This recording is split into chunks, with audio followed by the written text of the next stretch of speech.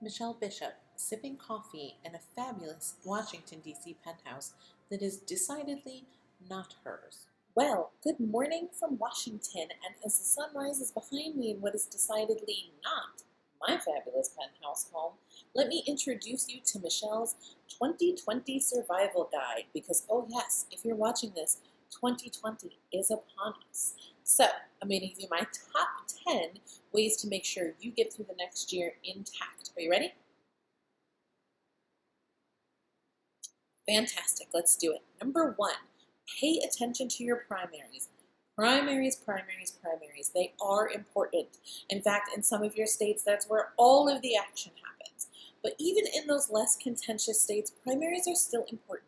No matter what, for your elections officials, they are a dress rehearsal for what's going to happen in November 2020. If you catch issues in the primaries now, you can potentially advocate to get them fixed by November, so they aren't a problem for people with disabilities going forward. Number two, promote your P&A. Make sure voters know who to call when things go wrong, when they attempt to register or to cast their ballots.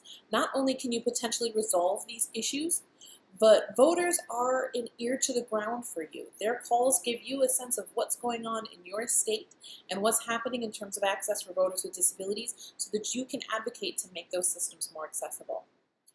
Number three, is there new voting equipment going into use in your state in 2020? Make sure voters know about it.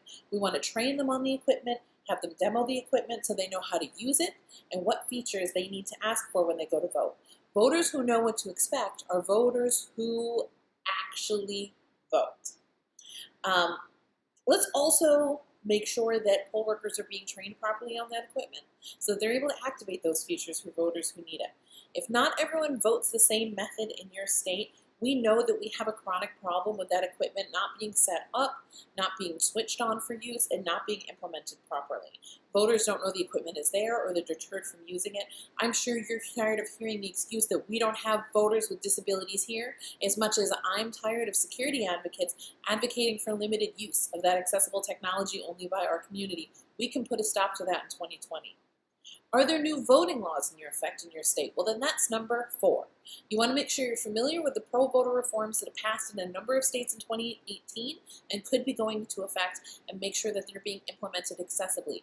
Toward that end, NDRN has a guide to pro-voter reforms that you can find on tasknow.com at NDRN's Election Center.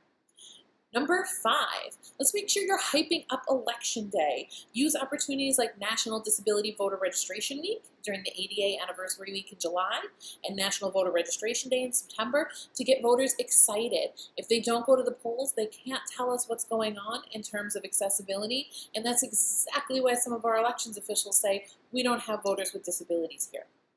Number six, check in with our good friends at Self Advocates Becoming Empowered. The Save Go Voter Project will be doing voter education for people with developmental disabilities going into 2020, as well as surveying them about their experiences when they go to vote. Data that is crucial to the work that you do.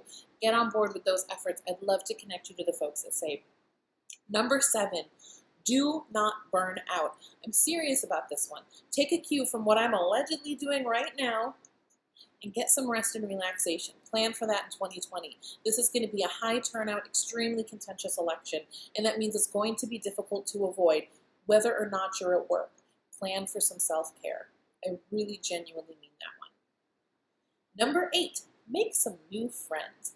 You know, like secretaries of state and local elections officials and people who will be making really important decisions all throughout 2020 that affect voters with disabilities. This is something we're happy to help you do.